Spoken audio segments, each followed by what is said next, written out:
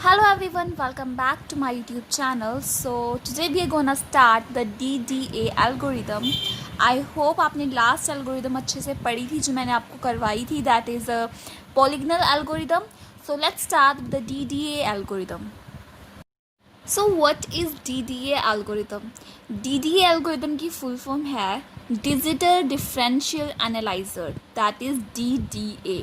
Basically ये एक incremental scan conversion है, एक मेथड है जो कि बेस्ड है ऑन कैलकुलेटिंग इधर डेल्टा एक्स और डेल्टा वाई.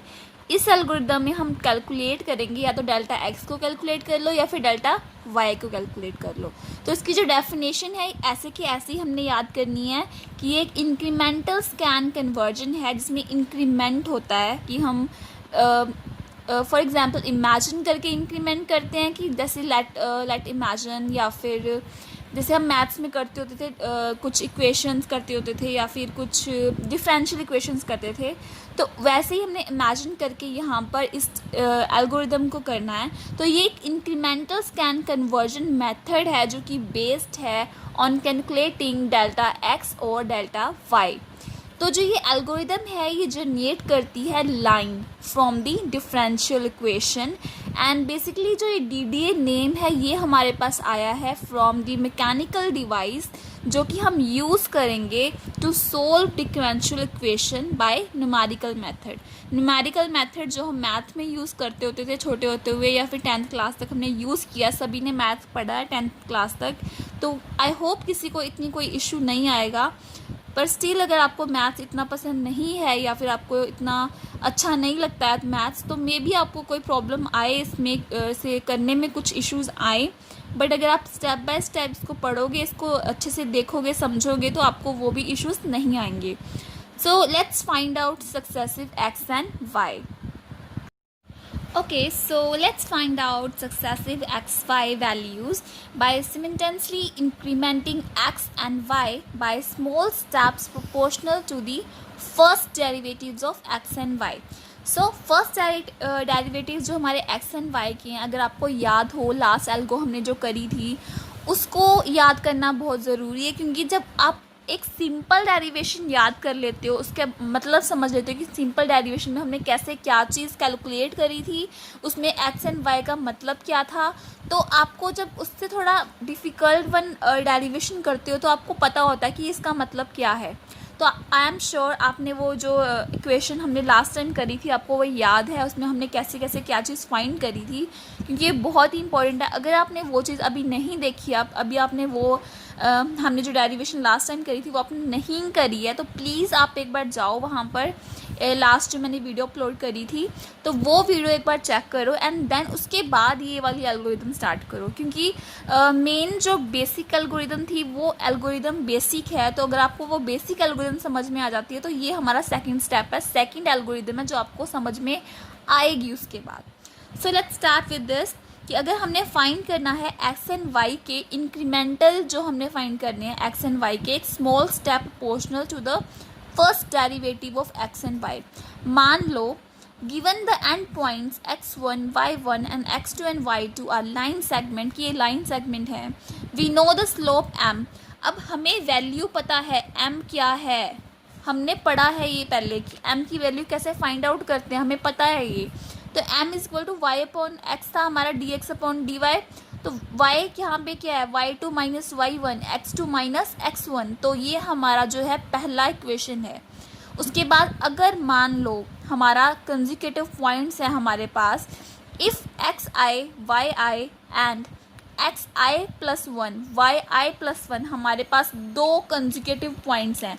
अब मान लो ये जो हैं दो हमारे पास ये कंसेक्यूटिव पॉइंट्स आ गए हैं हमारे पास lying on the line segment. अब m के ऊपर ही है ये भी. अब हमारा m क्या हो जाएगा, तो ये हमारी सेकंड इक्वेशन आ गई है, पहली ये थी, सेकंड ये है.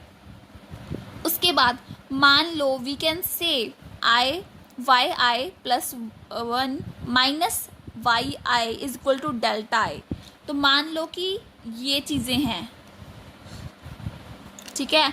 अब yi जो ये हमने करा था प्लस 1 माइनस वाई आई, मान लो ये चीज़ इक्वल है डेल्टा वाई की, ये चीज़ इक्वल है डेल्टा एक्स की, तो हमारे पास इक्वेशन, इसकी इक्वेशन बन जाए ये आ जाएगी। ठीक है, तो यहाँ तक हमने सिर्फ नॉर्मल किया कि हमारे पास m, ये हमारे पास इक्वेशन है तो m क्या बन के आया।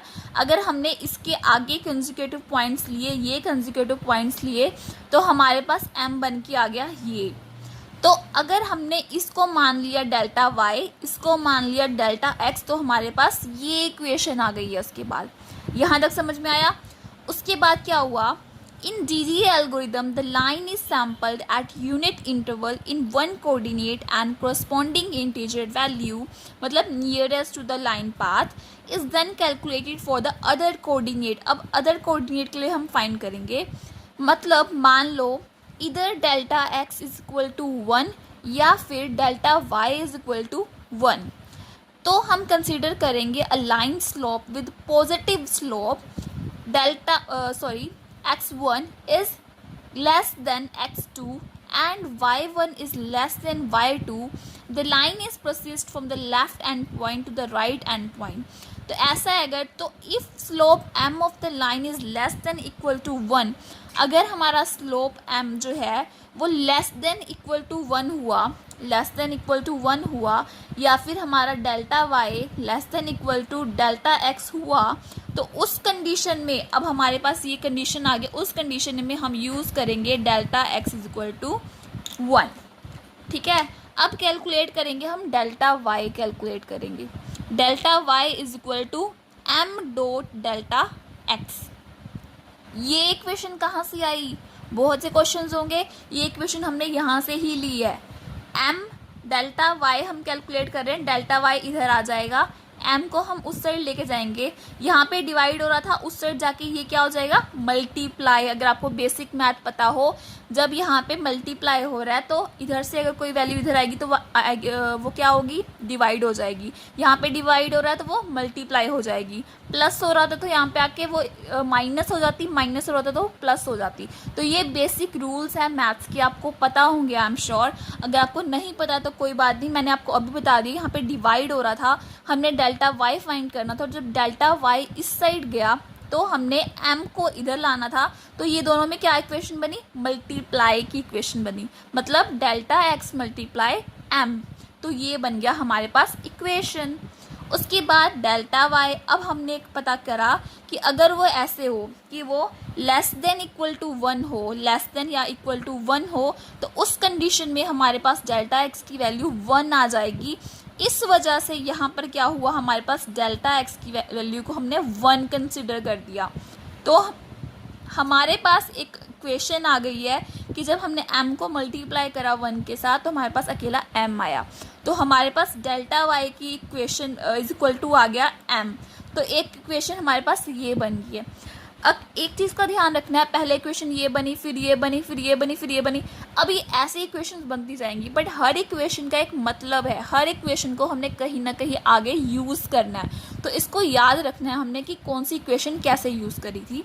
तो टिल नाउ यहाँ तक आपको समझ में आया होगा, हमने नॉर्मल m करा, ठीक है, हमारे पास एक नॉर्मल एंड पॉइंट थे, उसके बाद हमने कंसेक्यूटिव पॉइंट्स लिए, उसका m बनाया, m फॉर्मूला लगा के किया उसको, उसमें हमने इस इक्वेशन को डेल्टा y मान लिया, इस इक्वेशन को डेल्टा x मान लिया, ये वैल्यू आ गई।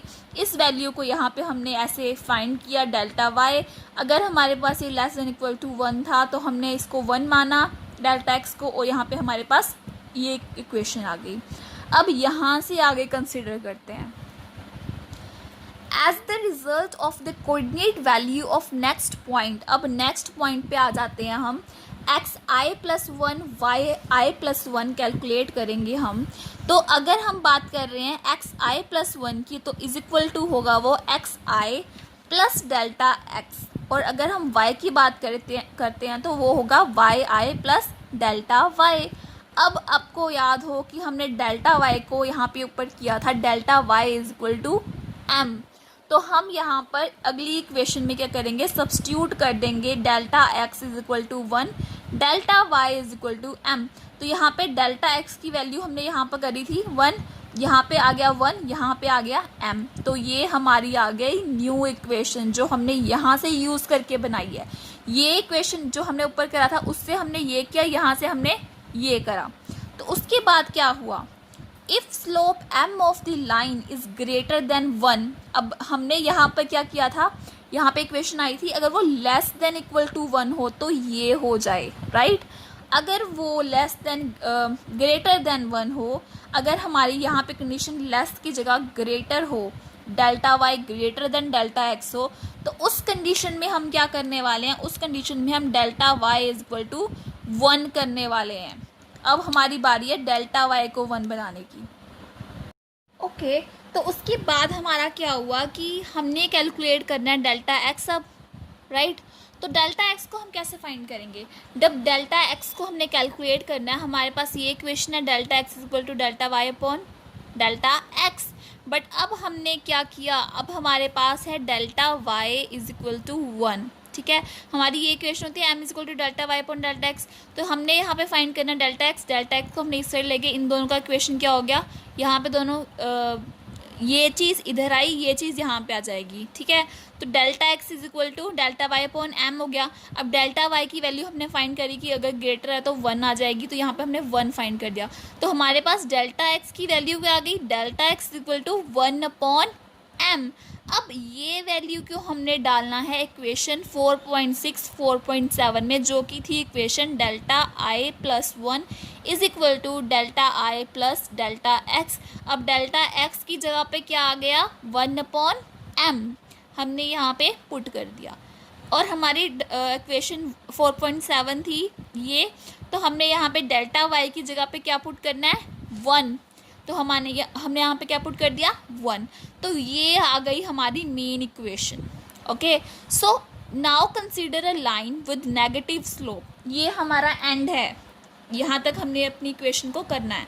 पर उसके बाद अगर हमने पता करना हो कि अगर नेगेटिव स्लोप है तब क्या होगा, तब नेगेटिव स्लोप कंडीशन में हमें इतना कुछ खास नहीं होगा, सिर्फ ये होगा कि अगर slope m less than equal to 1 है तो ऐसी कंडीशन में डेल्टा x -1 होगा, डेल्टा y माइनस m होगा।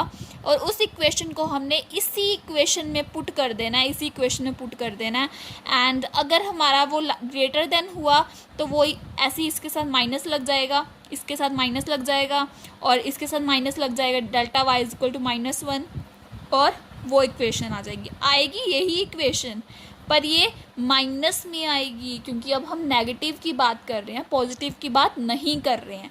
तो ये था हमारा बेसिकली DDA एल्गोरिथम, जिसमें हमने डेल्टा एक्स और डेल्टा वाई की वैल्यूज़ को फाइंड किया। तो ये था हमारा नॉर्मल एल्गोरिथम। उसके बाद बात करेंगे हम एडवांटेजेस एंड डिसएडवांटेजेस की। सबसे पहले स्टार्ट करते हैं advantages of DDA algorithm. So let's start with the DDA algorithm advantage.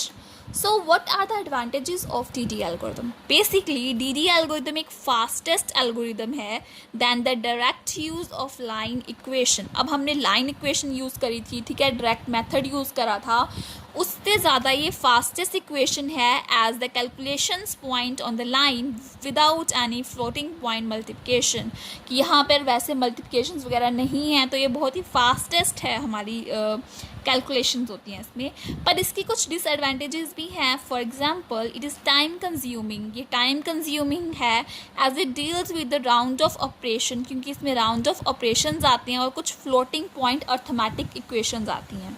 And one more, यहाँ पर ये ओरिएंटेड डिपेंडेंट है because of this and point accuracy is poor, कि हमें एंड पॉइंट एक्यूरेसी जो है वो हमें पुअर मिलती है।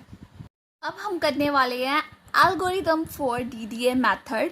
एग्ज़ाम व्यू से ये बहुत इंपॉर्टेंट है, एल्गोरिथम आपको आराम से आएगी कि हाँ इसकी एल्गो लिखो, तो आपको ये अच्छे से समझनी है कि इसमें है क्या है, क्योंकि आप एल्गोरिथम को स्टेप बाय स्टेप ही लिखोगे एग्ज़ाम में। इसमें ऐसा नहीं है कि आप एक स्टेप को, जो फर्स्ट स्टेप है उसको आप बीच में कहीं पे लिख रहे हो और लास्ट स्टेप को आप फर्स्ट पे लिख रहे हो, ऐसा कुछ नहीं कर सकते हो आप। तो आपको लाइन वाइज इसको याद करना है कि इसमें कैसे आप सोल्व करते हो बेसिकली इसको।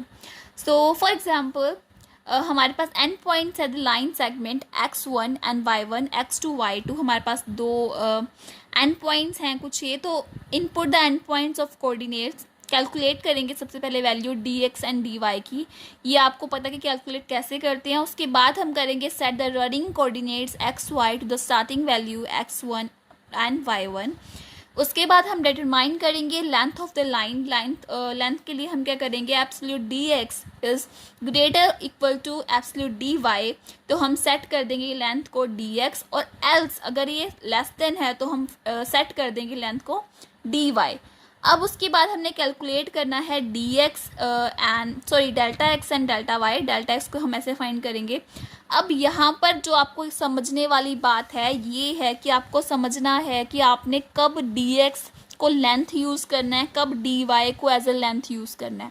एग्ज़ाम में जब आप न्यूमेरिकल्स करोगे तब आपको समझ नहीं आएगा। अभी आप समझ जाओ कि आपने कब न्यूमेरिकल में लेंथ जो है वो डी एक्स यूज़ करनी है, कब हमने लेंथ डी वाई यूज़ करनी है।